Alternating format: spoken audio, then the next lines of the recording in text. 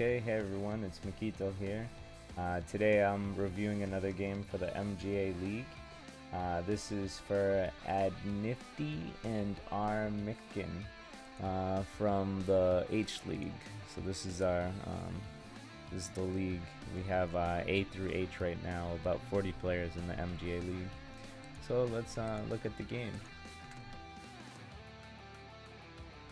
So I usually don't advise playing the 3-4 moves. They're fine. In the past, people would play them. I feel like they're ways to trick newer players. Usually the most common ways to play, I'd say, are these three right here. For a long time, as humans, we knew that these three were like the key places to play for a corner, and computers have confirmed that these three are like the essential places. I suppose there's even a D here, but mainly these three are like the move. So when you do play here, well, it's okay, it's fine, you can play it. If you want to learn the Joseki, you can click this Joseki button, which I had to look at myself because I'm not as familiar with the 3-5 point stuff. There's a bunch of good information here, so if you ever wanted to learn this stuff, you could. It goes by numbers, so the most played move is this one for white, to approach this way. The usual move, as you see, low approach. And if you want to learn how this works, you can play around with it. And then you can see here that white gets like this corner area and black gets a big wall. So if you like playing with influence, then this move is, probably your preferred opening. And if you like territory, then this is probably good for white. So anyway, we'll move on back to the game. Like I said, this move is fine. I just think it's a little strange. I don't see a lot of high Don or Q players playing it, but it's fine. It's fine. It is a move. They have plenty of patterns with this move, so we'll move on. But this leads us to our first principle. So principle number 1: in the opening, play wide and far for optimal play. The idea is that if you play too close, and let's say white plays far away, as white is, black possibly is getting 1, 2, 3, 4, 5, 6, 7, 8, 9. I'll just give you these points here, right? Whereas white has made a big fence post, plotting out land for 3, 6, 9, 12. So when white plays further away, white is plotting more land. He's trying to get a bigger win. And obviously this game, you play one turn at a time, so it's more efficient to play wide in the opening for optimal play. The saying goes, you should focus on the corners first. When you play a star point, this is already more than enough for the corner. You're probably not going to get the corner. It's going to be more for influence than anything. But the fact is that this is good now. Same with this. And this one is not that good. It's fine, but the idea is that it's not an enclosed corner yet, so this is the place where you want to play as black. If there's not an enclosed corner, usually that's the main focus first, if that helps. But we'll move on. So the fact is this is just slow. It's slow play, so you're not getting a lot of points here, whereas white's playing faster and marking off a lot more points. This move is, of course, much better than this one, but the second principle is you need to count lines between your fence posts to find the best direction of play. What that means is, if we look here, we have 1, 2, 3, 4, 5, 6, 7 lines. So you have 7 lines of potential territory here. Okay? Now, if we look over here,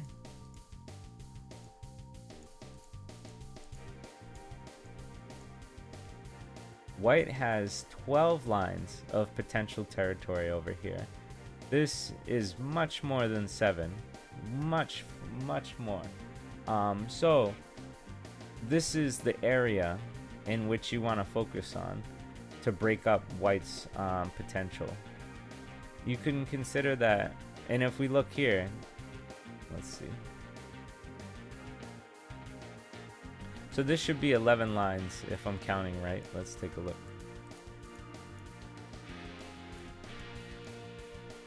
Yes, I was right. So this is 12 lines and this is 11 lines. So this is the bigger area, meaning this is the more valuable area, meaning that this is the area of focus, okay? So where you can get more points is where you should be focusing. Or in this case, if I was thinking in the mindset of black, then this is where my opponent can get a lot of points. So I want to break it up. So like I said, if we go back, this stems, this move allows white to get a lot here. So this stems to the fact that this was a slow move, so it allowed white a lot of advantage. If black was to play this move, just like in the most played Joseki, you can see now that black has gotten himself some points against the wall here on the corner / side, and white can't make 12 lines of territory over here, so it's officially broken up. So this is a very, very high level, I would say, principle. It's something I didn't learn until I was like 7Q, but if you learn it now and come into the habit of like trying to find the best direction on where you should be playing, you'll become much stronger, much faster. So really, you know, count lines between fence posts and you'll be able to find the more valuable areas. Okay? We'll move on to the next principle, which is this one. So black has threatened to play a stone here, which would kill all these stones, break this area up, and take away white's corner. You don't want to play somewhere else and then allow black to get this move. So don't or I should say stay connected and don't let your opponent cut through you. In the terms of divide and conquer, that phrase works so well in Go, and where if you're divided you become weaker and you get conquered, you lose. So I would consider as white just to play here, and then black looks pretty weak now versus all these stones, and white will most likely get the corner here, which is a lot of points. But that did not happen because white was thirsty for killing this one stone instead of focusing on the corner. So when somebody peeps, you want to consider connecting or finding some type of counter attack. But these aren't good. I'm not saying these are good in this situation, but I'm just saying in general, you want to either connect or you want to find some type of counter attack. And what the peep looks like is this. So if we go to an empty board,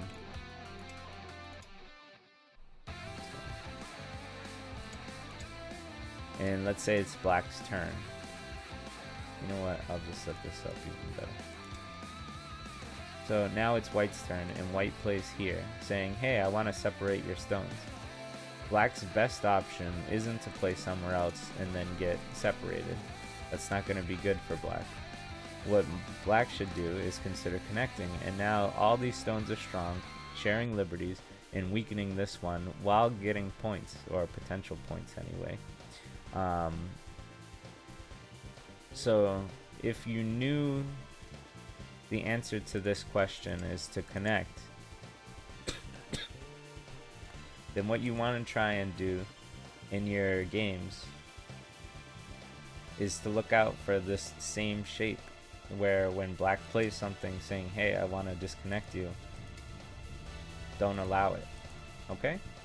That's the third principle. I need some water, excuse me. I've been talking a lot.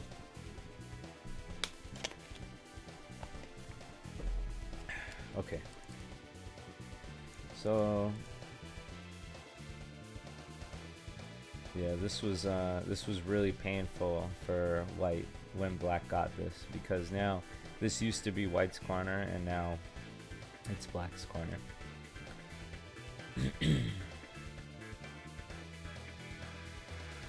So let's look at this move. This move, let's look at this principle. So this group here, I guess it's technically not alive yet because this is a false eye. But black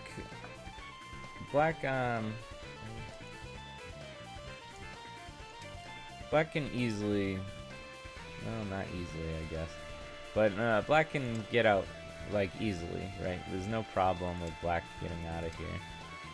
So I wouldn't worry about this group right now. What I would do is go back to principle 1. In the opening, play wide and far for optimal play. The example I gave here is that when white plays here, this is called a double wing. Think of it like a bat, right? Think of this as the bat body and then these are the wings. This double wing formation is extremely good in Go. You can see this is a very big area with lots and lots of points potential, and it's hard for black to break this up easy without getting attacked. So what you want to do in the opening is to prevent black's bat wings, or yeah, double wing. So I mean, you could have prevented this a long time ago. In fact, it's here that, you know, I was saying this is the bigger area, so you should play here. But it really became apparent to me once white got here, because this is so good for white. So when I look at this move, this is a very slow move right now. This is just capturing one stone, giving you 1 point when it's the opening. So now is the time to play wide and open and make sure to make as many points as you can. So that's a very vague statement and comment, and I don't know if I'm portraying it as best as I could, but the idea is that if white plays really wide moves, white's going to be making, you know, look at this for instance, at least 9 points here, right? Probably more, probably 15 points here, and black only made 1 point. So to show this a point across, let's say if white was so focused on capturing this one stone, you can see here that black has mapped out this entire wall, so that's 19 points times 3, and over here has a fence post, so is mapping out this, which is also, you know, it's pretty much the same, but obviously this one's a bit better because the stone's here. So the fact is that white's only getting a small corner and 1 capture, and it took 4 turns to do it, while black has made stuck with principle 1, making wide plays, you know, play wide and far, mapping out way more points than just what white made in this small area. So the example is that if you play wide and far, you're gonna have a much easier time of making a lot of points compared to your opponent if they play small, short moves focused on capturing, which this whole part here, especially this move, felt like you're just focusing on capturing instead of playing for the bigger areas.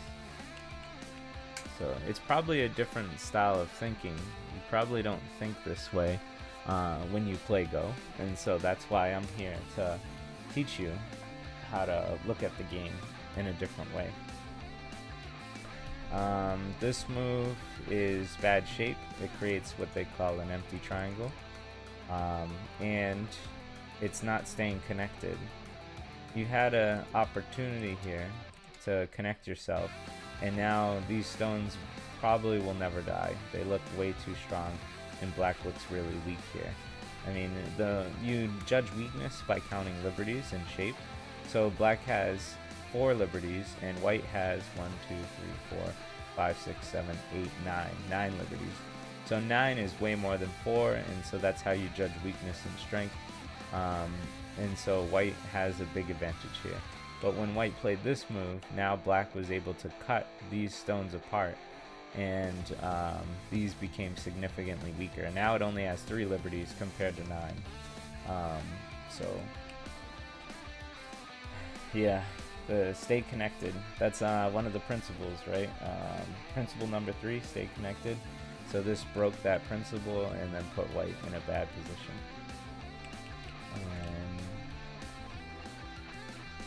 This move is very, very slow and only focusing on saving 1 stone. You have to judge what stones are more important.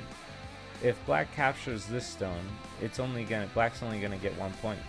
But if black captures these stones, black is gonna get 1, 2, 3, 4, 5, 6 stones, plus all this area. So much more than just 1 point. If you know about life and death, then you would understand that you want to try and stretch yourself out to make as much eye shape as possible.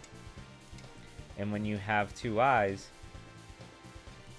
black can never move here because it's suicide, and black can never move here because it's suicide, and black will never be able to put down 2 stones at once.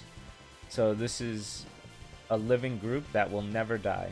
It's impossible to be killed, which is amazing, you know. Same with this. Has 2 eyes as well. So you'll want to try and judge which stones are more important to live or die. And this stone has almost no importance. These stones have a lot of importance points wise.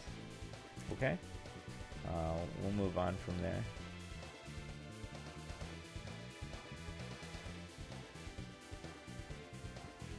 And did I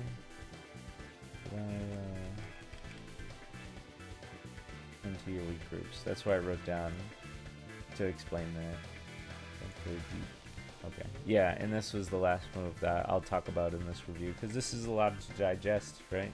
If you follow these principles and like put them, you know, cement them in your brain and like constantly think about these and look back at your old games and see if you can find these errors, then you'll become a much stronger player, and we won't have to talk about these anymore. But this last thing I'll just put in here, don't play too deep in your opponent's strength. So if we look here, black will never be killed. Black is way too strong here. There's no reason to play inside here. This has no benefit other than giving black a snack. So that's a free point for black, and there's no reason to play moves like these. You might have had some objective in your head, thinking that maybe you'd like play here, and here, and here, and here, and here, and here, and then here.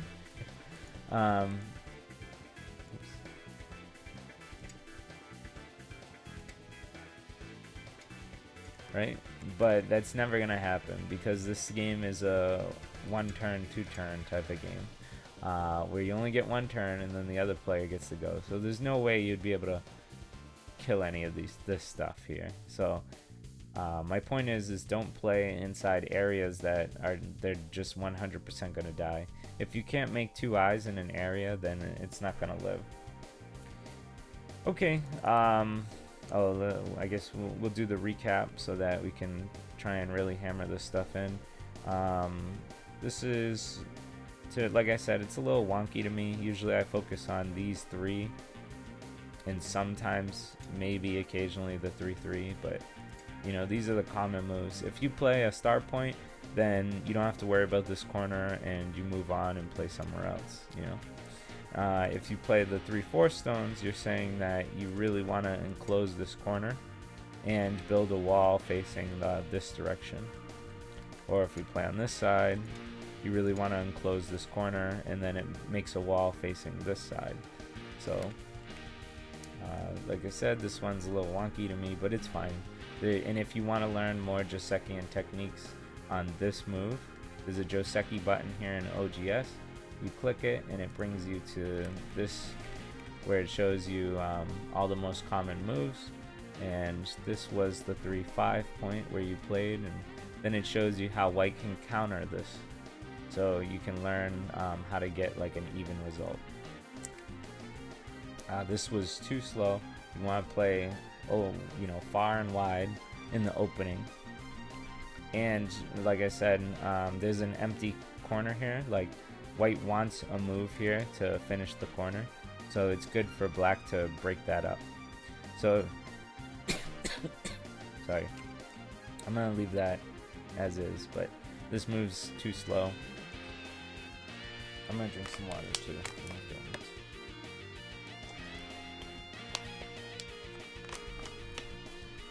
This move is the wrong direction. There's only 7 lines of territory here, so it's not optimal. It puts black behind.